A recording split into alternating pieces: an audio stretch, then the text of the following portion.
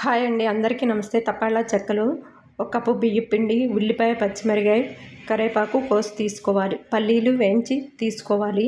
ఒక ప్లేట్లో బియ్యం పిండిని జల్లించుకోవాలి. బియ్యం పిండిలో పల్లీలు, నువ్వులు, జీలకర్ర, కొత్తిమీర, ఉల్లిపాయ, పచ్చిమిరకాయ,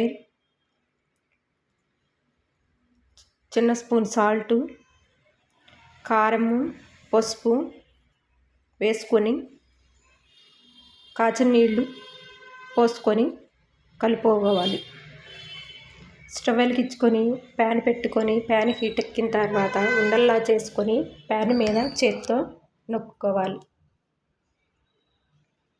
కాలిన తర్వాత తిప్పుకోవాలండి. తపాలా చెక్కలండి. ఈ వీడియో నచ్చితే లైక్ చేయండి, షేర్ చేయండి, సబ్స్క్రైబ్ చేయండి.